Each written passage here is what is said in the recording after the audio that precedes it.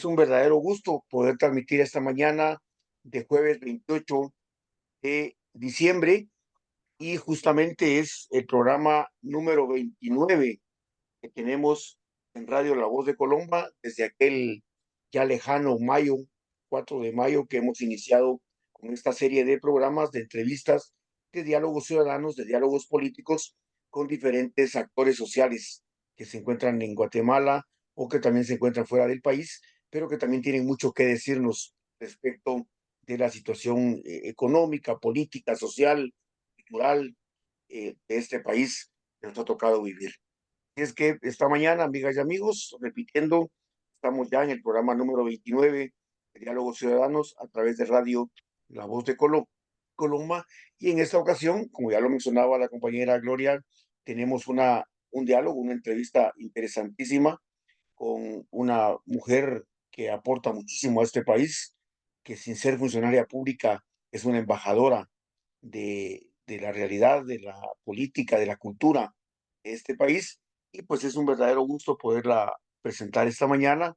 Y hasta con nosotros os vamos a revisar algunas cuestiones técnicas con ella. Y no, sin más preámbulo, porque ya saben ustedes que lo hemos dicho siempre, además con ella podríamos hablar de una infinidad de temas esta mañana que sin duda el tiempo no va a ser suficiente. Es que ya tenemos con nosotros a la licenciada Carolina Escobar Sarti, entre otras de sus atribuciones y de sus cargos y de sus responsabilidades.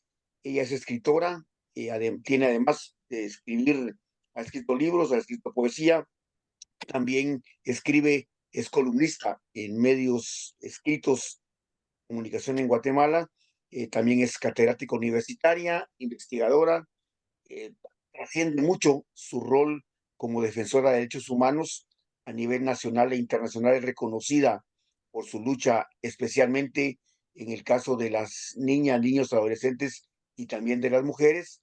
Y también ella, pues, actualmente ha desempeñado papeles importantes a nivel nacional e internacional en movimientos sociales, organizaciones no gubernamentales. Es que sin más preámbulo, es un verdadero gusto poder presentarles esta mañana a la licenciada Carolina Escobar Sarti. Buenos días, Carolina. ¿Cómo estás? Mucho gusto en saludarte. Estamos al Muy aire. buenos días, Edgar. Buenos días a todas las personas que nos escuchan y también a quienes están allí en el estudio, en sus casas. Eh, en Guatemala hoy hay una mañana muy hermosa, Buenos días, ¿nos escuchas?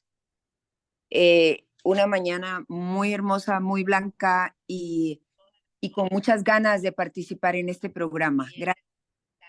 Carolina, muchas gracias. Qué alegre tenerte por acá. Y como decía yo al inicio del programa de hoy, contigo podríamos conversar de muchísimos tópicos, de muchos temas, derechos humanos, educación, realidad, situación de la mujer, situación de los derechos humanos en este país. Podríamos hablar también de cultura y de situación política, etcétera. Pero vamos a tratar de ubicarnos un poco en dos segmentos. Nuestro programa tiene un primer segmento que es de acá hasta las 8:30 y luego uno después de las 8:36 más o menos, que es el tiempo de comerciales de radio La Voz de Colomba, que es la radio que nos promueve este espacio, para ya ir cerrando alrededor de las 9:05 de la mañana. En ese sentido, Carolina, para muchas personas que sí te conocemos, pero también seguramente y sobre todo desde donde estamos, que es en la costa sur de Guatemala, hay personas que no te conocen, Carolina.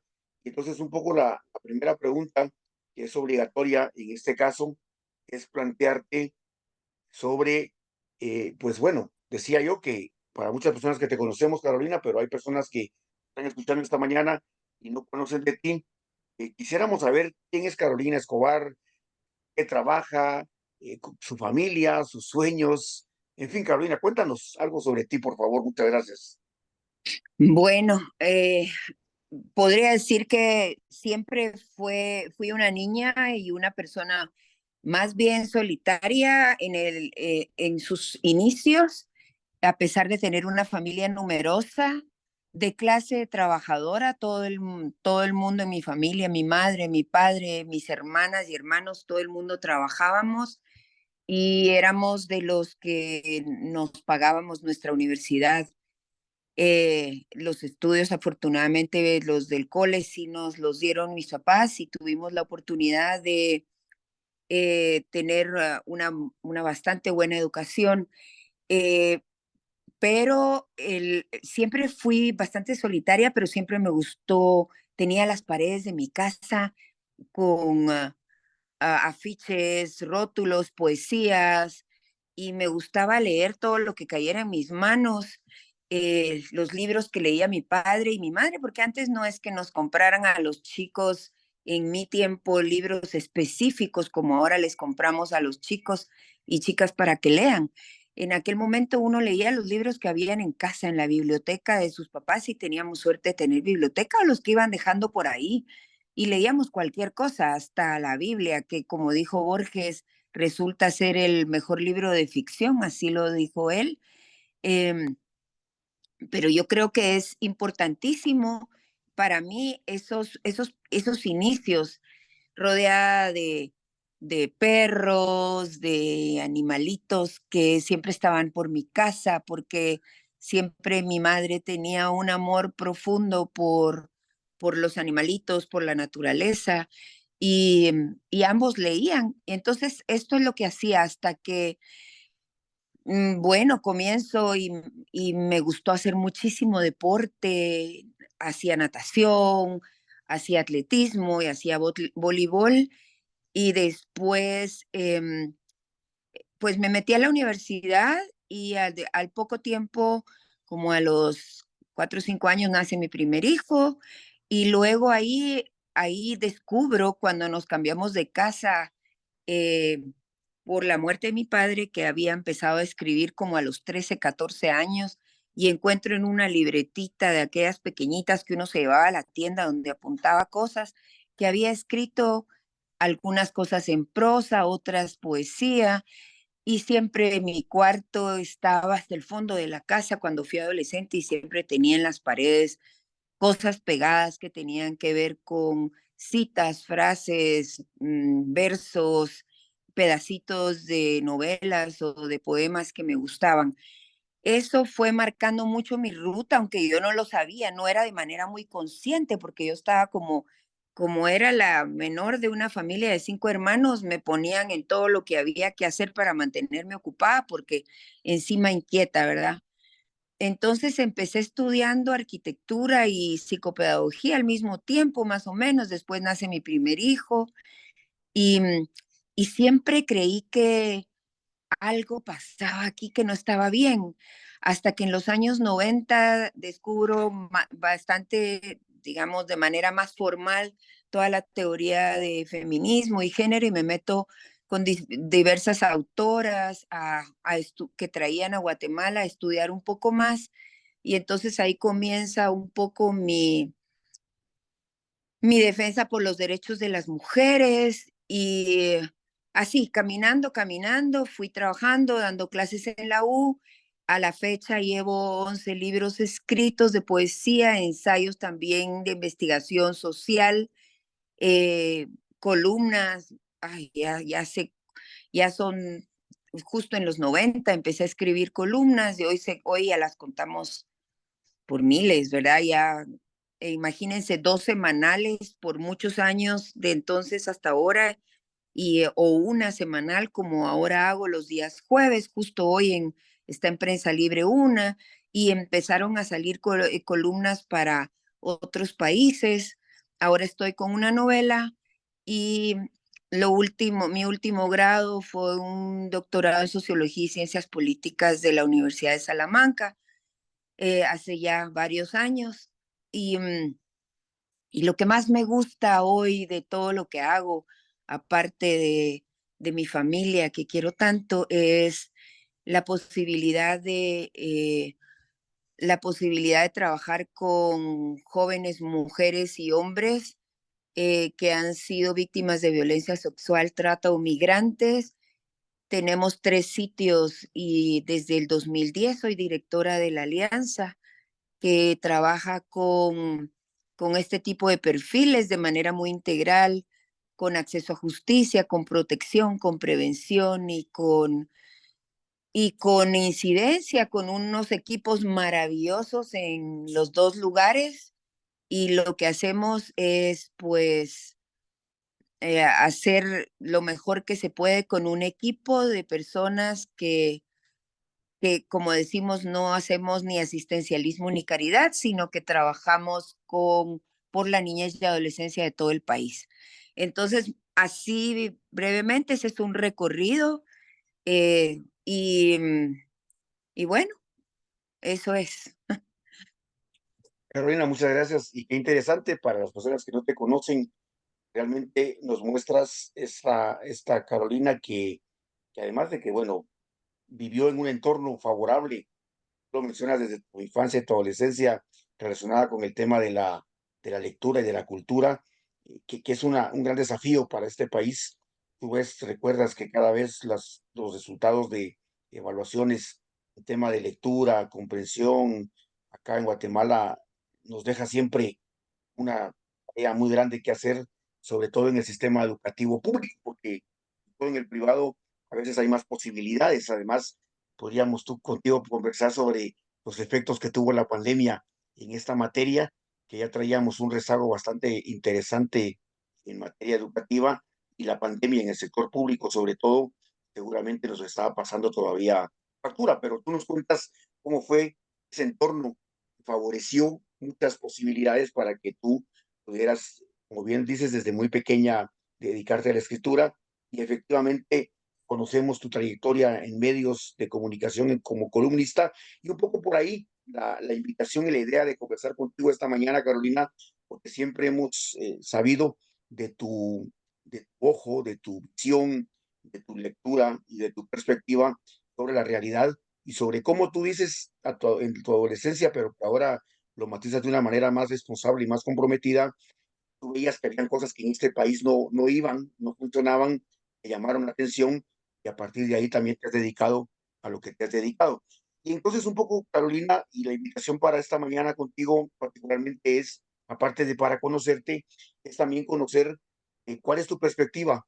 Este año, mira, es un año, yo no sé cómo lo vamos a poder notar en la historia dentro de unos 15 o 20 años, pero 2023, Carolina, es un año particular, no solo porque era un año electoral, años electorales siempre tienen sus propias características, lo recordarás, pero 2023, Carolina, ¿cuál es tu primera impresión? ¿Qué nos deja? Estamos terminándolo. ¿Qué te pareció este año, Carolina? Bueno, hay que decir que Guatemala ha vivido, tiene un continuum de crisis bastante largo, tenemos décadas de crisis, yo diría siglos también, pero en los últimos 60, 70 años la crisis se intensificó y se hizo como los picos eran más altos. Pero este último año, tú tienes razón, ha sido intenso en muchísimos sentidos porque era un año electoral y un año electoral en un país totalmente corrupto y corrompido y donde venimos hablando de un pacto de corruptos que no es reciente, sino un pacto de corruptos que ya tiene su tiempo de haberse constituido. Digamos, podemos remitirnos a, solo para hablar de la última década, ¿verdad? De tener un presidente y una un vicepresidenta y expresidente en la cárcel, de varios jueces corruptos, de varios fiscales, solo con la última década ya tenemos una muestra grande, pero este último año, ese mismo pacto de corruptos tenía alfiles que poner tenía elegidos de ese pacto que quería colocar otra vez en el poder para, para seguir defendiendo intereses muy particulares desde muchas partes. Y contra eso teníamos que luchar en este momento. Y esto ha sido intenso, ¿por qué? Porque cuando se dan las elecciones, digamos que ya antes, la campaña, breve campaña, eh, cada quien llevó lo suyo, pero terminamos con un cartón de lotería donde muchos eran caras, lo que cambiaba eran los rostros, pero no había tal pluralismo político, sino que lo que cambiaba era que, digamos, ponían rostros distintos, pero desde las mismas ramas, asociados al gobierno de turno y teníamos, digamos, no había la variedad de pluralismo político de la cual se hablaba, era una farsa.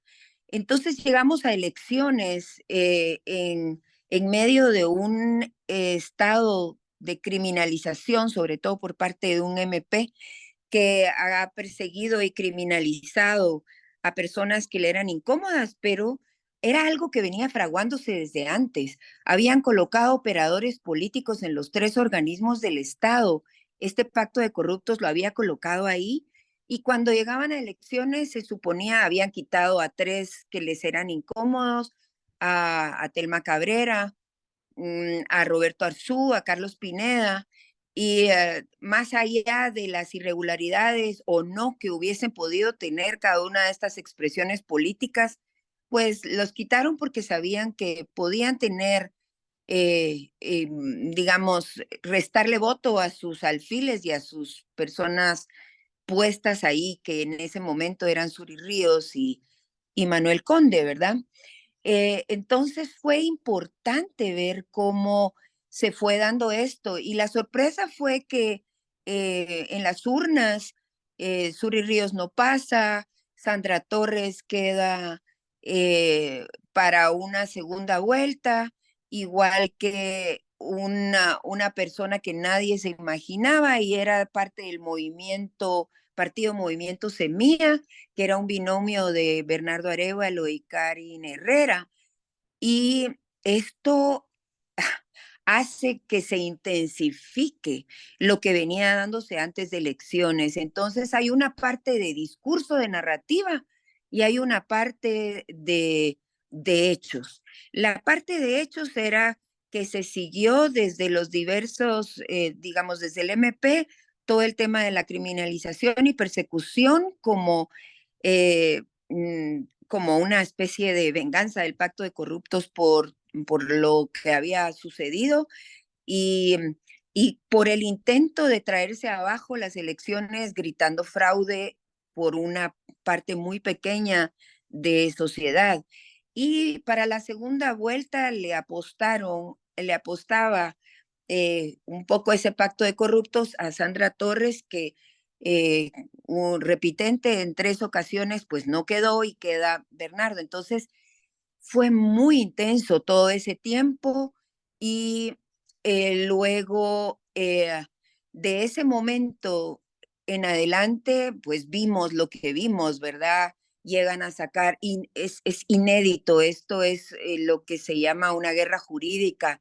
Utilizaron las leyes para subvertir el orden, para querer dar un golpe de Estado blando, porque entraron a sacar las cajas al TSE, un TSE que al inicio también estaba bastante acomodado a esta posibilidad de que se dijera que había habido fraude, también la Corte de Constitucionalidad. Ahorita el TSE y la Corte de Constitucionalidad están bastante más del lado correcto de la historia, digamos, pero esto no lo tuvimos al inicio y seguía la criminalización. Tenemos más de 300 personas en exilio, entre periodistas, jueces, juezas, abogados, funcionarios. eh, y entonces empezábamos a ver cómo este golpe podía cuajar en su momento. Y de hecho todavía está la pregunta, faltan 17 días para la toma de posesión, si todavía podría pasar algo, aunque yo lo dudo, porque la Corte de Constitucionalidad no, digamos, no amparó a las personas que habían solicitado eh, que ah, a ver, lo último fue el amparo este contra magistrados y magistradas para que se declarara estas elecciones como no válidas, ya no la amparó y el Tribunal Supremo Electoral está muy firme en que no hubo fraude. Entonces, pues si ya la Corte Constitucionalidad, que es la Corte Celestial, como le dicen acá, y el Tribunal Supremo Electoral ya dijeron que las elecciones van, pues van. Entonces, ha sido un año intenso políticamente hablando, pero no hay que descartar todo lo demás. Los indicadores sociales de país no son los mejores. Tenemos, venimos arrastrando, claro, tú mencionaste el COVID y tenemos un Ministerio de Educación que básicamente ha sido un ministerio de primaria, pero que ha dejado por fuera la atención y la calidad educativa y la cobertura educativa por años, ¿verdad? Tenemos la corrupción establecida en muchos lugares, días sin poder entrar a Guatecompras, por ejemplo. Eh, entonces, yo creo que esto va a ser una tarea, esto no se hace en 4 años, esta ruptura que Guatemala ha tenido por décadas no se va a recuperar en 4 años, pero a mí me va a mí me podría bastar que dejaran administrativamente bien el Estado y limpia la casa, ¿verdad? Porque ya con esto podríamos, sin corrupción, aunque dejaron un presupuesto, si ustedes lo ven, eh, Yamatei sancionó un presupuesto que deja ahorcado a- al gobierno entrante por una parte, y por otra parte tiene bolsones de corrupción grandes porque ya habían sido otorgados a dedo para algunas ONGs cuestionadas, otras no, ¿verdad? Hay que decir que también dentro de las ONGs hay de todo, pero ya habían dejado a dedo proyectos que, que no eran, que digamos que se llevan buena parte del presupuesto y que están amarrados a negociaciones corruptas. Entonces, no solo tiene bolsones de corrupción, sino que ese presupuesto también le da potestad al Congreso de tener con los bonos, de aplicarlos y reaplicarlos, y para eso tienen que dar ellos permiso siempre el Congreso, y esto ya limita mucho la acción del nuevo gobierno, entre otras cosas. Entonces, si te amarran el presupuesto, que es como asfixiar un poco, si tienen ahí todavía bolsones de corrupción grande, si tienen personas que todavía son parte de esto de la corrupción, no esperemos que esto se corrija pronto, pero sí, yo sé que hay voluntad política de hacer cambiar estas cosas, y además hay que decir algo. Todos los gobiernos anteriores han empezado con cheques en blanco para quienes financiaron sus campañas en la última década. Este no tiene deudas que pagarle a nadie, y eso es una diferencia que se puede aprovechar muy bien. Veremos cómo lo hacen, pero yo quisiera otorgarles el beneficio de la duda en ese sentido. Carolina, gracias por tus opiniones a este respecto. Vamos a ir casi a la pausa del medio tiempo, pero por esto que acabas tú de mencionar ahora, no quisiera dejar de escuchar tu opinión respecto, yo diría, tres actores. Uno es en relación a los resultados de la elección. Le hemos dado vueltas, a lo mejor tú nos ayudas a seguirle dando vueltas para ver qué pasó, por qué fue que la gente votó por esta opción que nadie se imaginaba y que al final era una octava, novena opción en las encuestas fuera del movimiento Semilla, tanto en primera como en segunda vuelta. El comportamiento del electorado sería una primera pregunta. La segunda parte de la pregunta sería el comportamiento que tú mencionas de los funcionarios públicos, particularmente del Tribunal Supremo, también de la Corte de Constitucionalidad. Yo tengo alguna teoría ahí sobre por qué por qué cambiaron su comportamiento. Y el tercero, que tú sabes mucho sobre eso también, Carolina, ayúdanos por favor, que es el tema de, en relación al electorado, luego los funcionarios, y luego el papel de la comunidad internacional.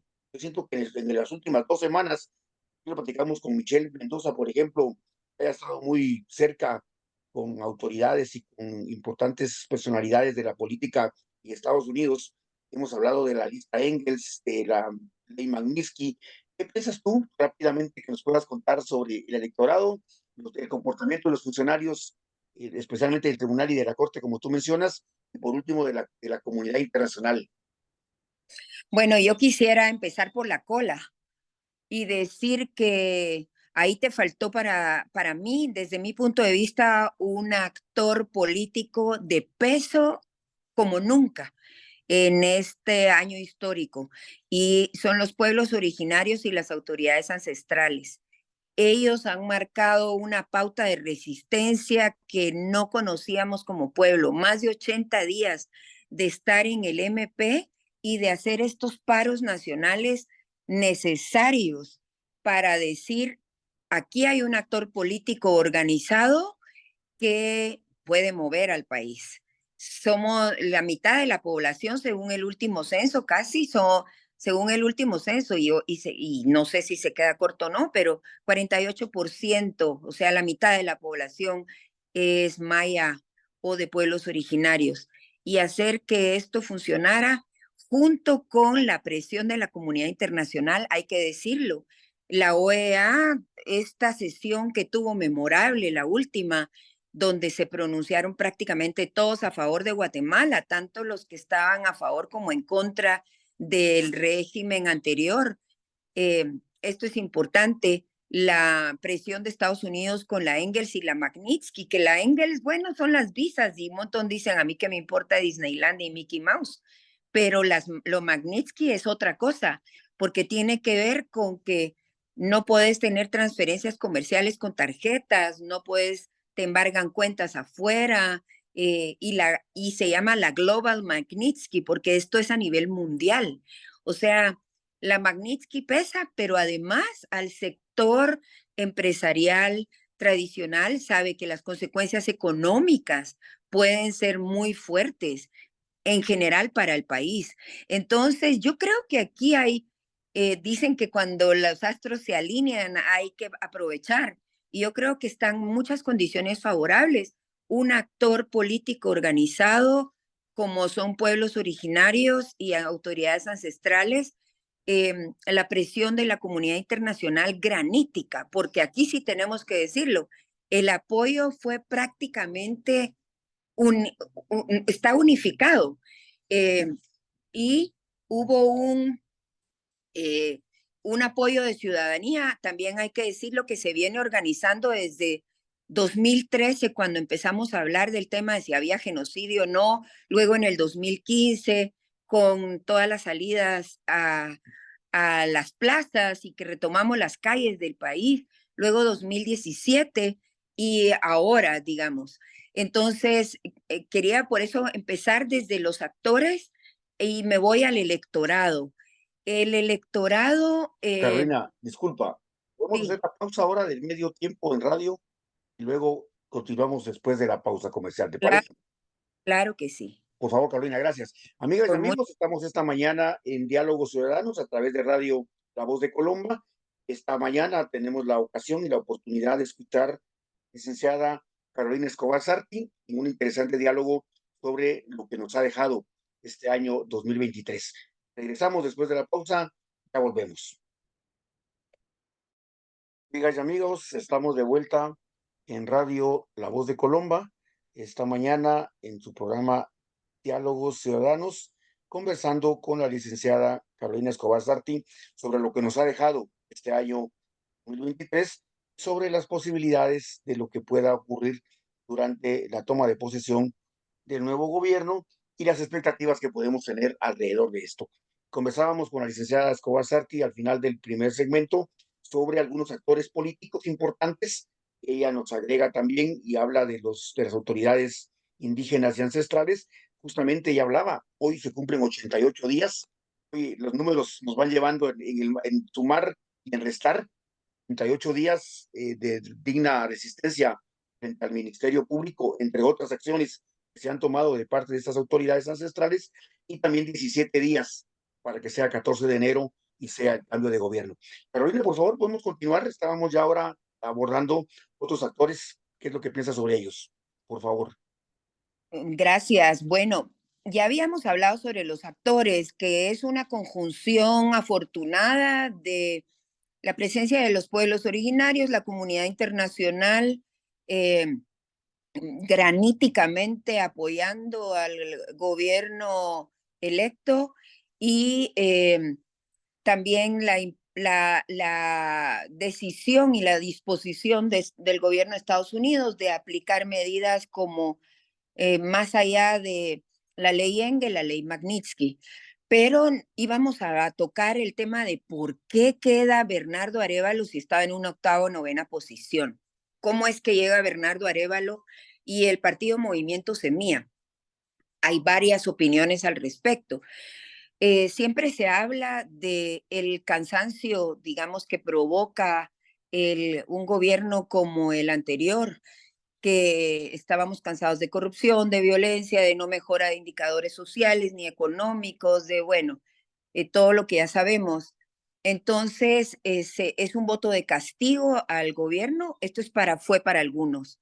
Para otros fue la decisión de votar con conciencia en la primera vuelta y a partir de allí generar, digamos, no importa quién quede, porque de todas maneras yo quiero votar por quien yo votaría.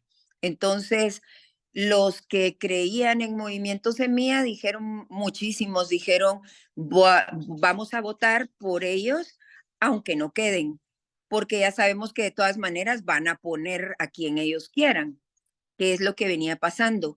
Otra propuesta es que, digamos, los outsiders se presentan como caras frescas dentro de la política tradicional que se ha jugado en Guatemala en las últimas décadas, que ya sabemos que ha llevado al descalabro a este país de muchas maneras, instalando un sistema que, digamos, desde la firma de los acuerdos de paz para acá, venía generando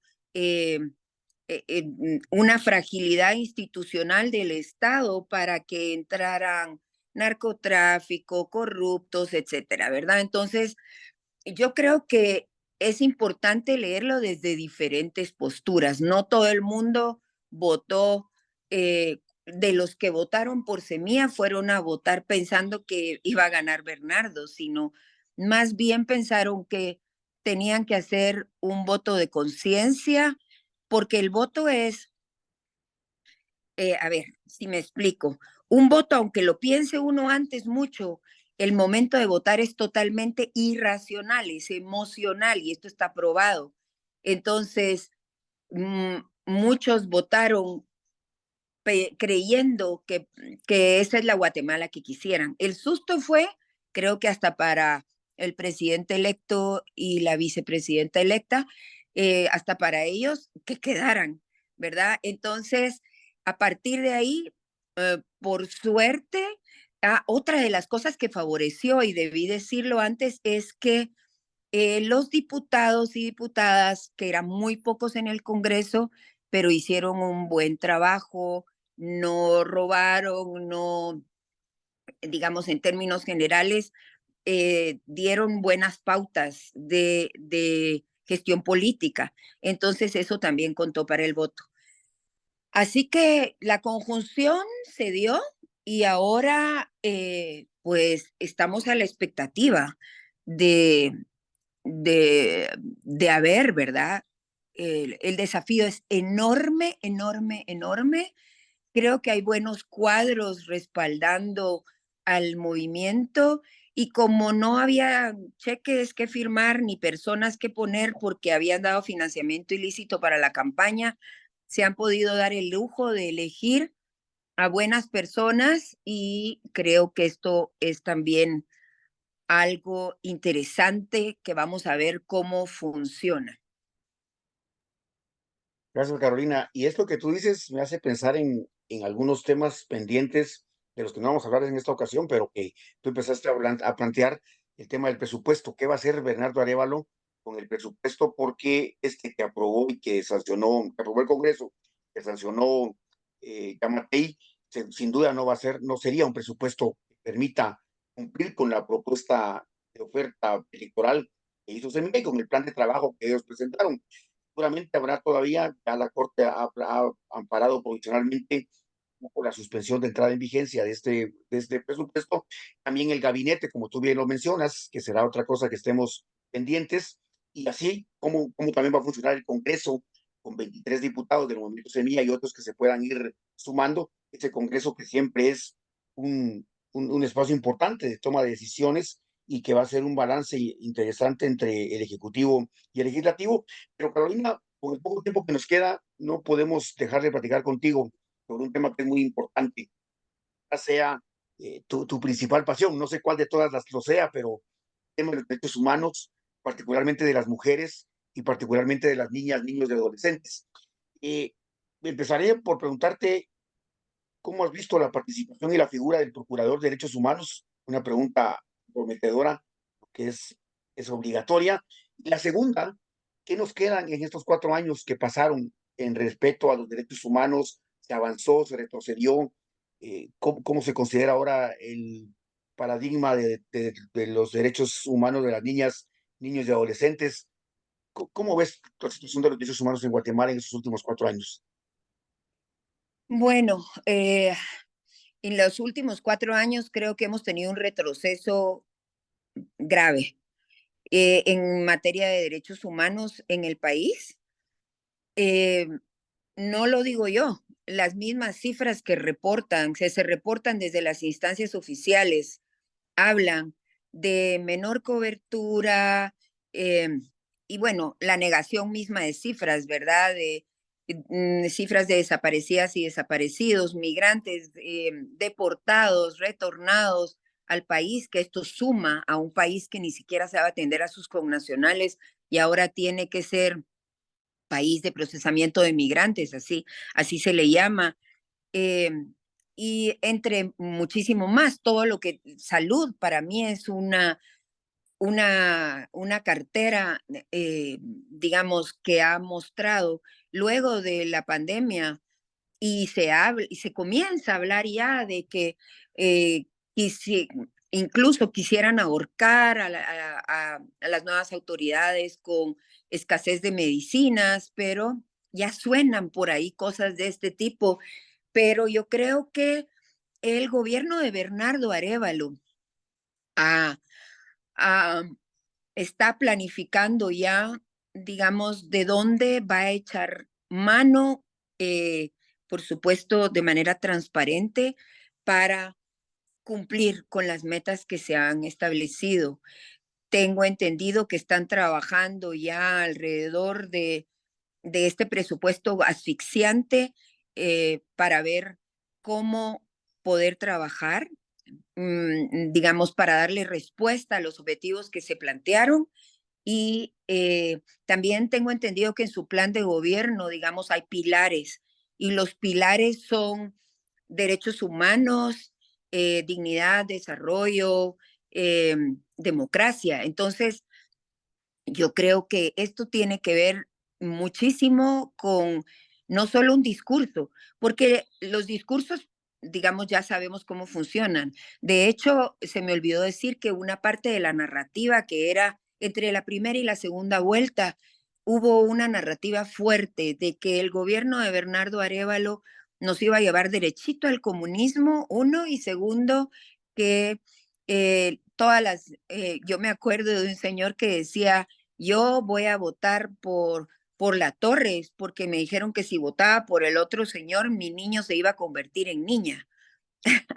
Eran narrativas muy básicas, digamos, y que un poco de ignorancia y falta de educación eh, digamos, de extremos ideológicos que no se animan a debatir. eh, yo creo que pega, pero ya no las generaciones nuevas que están entrando a las redes, que ese fue otro factor que hizo también ganar a Bernardo Arévalo, una generación que está en redes leyendo la vida política, ya no la leen los periódicos tradicionales, y si no lo ve en las redes, interactúa con las redes y ayudó muchísimo. Esas mismas redes están también despertando de otra manera y más rápido a las nuevas generaciones.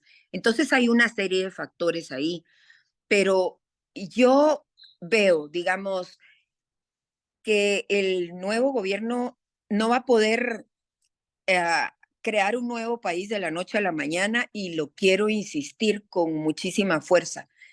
que no esté la gente que espera que las cosas se hagan sin un proceso, no tiene conciencia de que nada es de generación espontánea. Todos son procesos y nadie está esperando que el 15 de enero ya tengamos un país distinto, pero lo que sí vamos a tener es gente distinta haciendo gobierno, intentándolo. Y yo creo que eso puede ser, puede o no, lo vamos a ver en el camino, ¿verdad? Todavía no, pero puede o no ser muy positivo. El hecho de que nadie les haya dado financiamiento ilícito para la campaña, el hecho de que no le deban nada a nadie, el hecho de que haya gente proba que ha sido probado, que no tiene colas, eso ya, ya es un cambio enorme en nuestra gestión. Pero si venimos de cifras de salud, bueno, somos uno de los países donde la medicina se vende más cara y esto tiene que ver con la corrupción. Y no hablo de América Latina, del mundo. Somos el país donde se invierte menos en la niñez. Esto no lo digo yo, lo dicen las cifras de UNICEF. Somos el país que, uno de los 6 países del mundo con mayores cantidades de embarazos adolescentes y programas de gobierno que no atienden este rubro. Hubo el año de la pandemia, en el 2020 se contabilizaron 104,000 niñas y adolescentes entre 10 y 18 años embarazadas, que era una cifra que a muchos nos asustó, pero coincide, para quienes trabajamos en este rubro, sabemos que es posible. Entonces, sabíamos que educación, salud, todos los indicadores sociales, aunque la cifra macroeconómica, que es la que defiende este gobierno, se haya sostenido, esa estabilidad macroeconómica no se reflejó en las microeconomías de las familias, definitivamente no. Se encareció la bolsa y además ahora dejan un incremento de salario mínimo que está muy bien, pero que sin presupuesto adecuado y con las limitaciones que se van a tener también podría apretarle más la tuerca al gobierno entrante. Entonces, yo creo que las expectativas son altas para este gobierno, pero yo le digo a la mayoría, a la audiencia que nos escucha, no esperemos que esto cambie de la noche a la mañana. Todos son procesos. Y si todos las últimas décadas nos han traído hasta este estado corrupto que tenemos hoy, no esperemos que eso cambie en un mes o en un año y ni en 4 años, pero se pueden hacer cosas como dije desde hoy, administrativamente mejorar las capacidades del Estado para responder a las necesidades, limpiar la casa de la corrupción y trabajar con honestidad. Ya con esas 3 cosas creo que alcanzaría. Gracias, Carolina. Y ahora me haces, ya un poco para ir también concluyendo, me haces recordar cuáles son los principios de este programa, que básicamente hemos tenido el debate sobre cómo evolucionaron de ser diálogos ciudadanos, como empezamos originalmente, a convertirse en diálogos políticos, porque además la coyuntura nos fue llevando. Pensamos que entre mayo y junio, hasta la primera vuelta, ahí podíamos concluir con este tipo de diálogo de formación ciudadana, pero luego vimos que después de la primera vuelta lo que empezó a pasar hasta el mes de agosto, y luego de agosto a diciembre seguimos hablando todavía de todas las artimañas que ha utilizado el Ministerio Público, criminalizando a políticos, a funcionarios, inclusive hasta los propios fiscales o las personas que acudieron a las mesas electorales como voluntarios para poder recoger los votos. Pero el programa básicamente lo que propone es formación ciudadana. Hemos hablado de la participación ciudadana. En este marco de ideas, Carolina, que tú nos planteas, es importante el papel que juegue el gobierno, el Estado, el Congreso. Hemos hablado, por ejemplo, a nivel municipal, en el caso de Colomba, pero también en Tepeque, que tú tienes ahí más cobertura, pero lo que es Retaluleu, muchas municipalidades repitieron alcaldes, otras tendrán alcalde nuevo. El Congreso tiene diputados nuevos, pero también tiene diputados que se reeligen. ¿Cuál sería el mensaje para la población? Porque tú has dicho algo que es valioso y que me lo ha dicho aquí también, me lo dijo también Raúl Barrera, el diputado electo. Samuel Pérez nos dijo qué diferencia había entre este gobierno de Bernardo Arévalo y los anteriores, lo que tú acabas de mencionar. Pero, ¿qué le toca a la sociedad civil, como le llaman, a los ciudadanos y ciudadanas, personas que hoy nos escuchan a través de su dispositivo? que puede ser electrónico, móvil, etcétera. ¿Qué nos toca a nosotros como ciudadanía, Carolina? Bueno, eso es una muy buena pregunta, pero voy a irme a un pasito atrás. Tú hablaste de los alcaldes y es un actor que a mí se me olvidó. Hubo un momento en que paralelamente a lo que estaba pasando entre la primera y la segunda vuelta, pero ya se venía dando desde antes, se trató de jalar a todos los alcaldes para que votaran por el alfil del partido oficial, ¿verdad? Que era Manuel Conde, que es por Vamos. Y entonces, cuando esto sucede, hay una migración de los alcaldes desde sus propias posturas, si es que alguna vez las tuvieron políticas, a, digamos, a este convenio político que se había hecho preelectoral. Y, y fue interesante ver cómo en el último año antes de elecciones ya empezaban estas migraciones a darse. Ahora los alcaldes pienso que han reflexionado, han visto cómo se está dando el cambio en las instituciones del Estado, cuáles son las presiones que están haciendo desde gobierno de Estados Unidos y comunidad internacional, de limitar las donaciones, de aplicar medidas severas. Entonces creo, no sé, creo que los alcaldes, yo les doy el beneficio de la duda y creo que habrán recapacitado y que van a ser, digamos, buenos operadores y gestores dentro de sus territorios para hacer gestiones transparentes de cara al nuevo gobierno y que podrán apoyar al nuevo gobierno en este sentido, aunque sabemos que el primer año es decisivo y el último año es casi un año electoral. Por lo tanto, hay muy poco tiempo de trabajo y nosotros decimos 4 años son muchos. Entonces, ¿qué le pedimos a la ciudadanía o qué queremos hacer como ciudadanía, como mujeres y hombres que vamos a estar viendo y fiscalizando?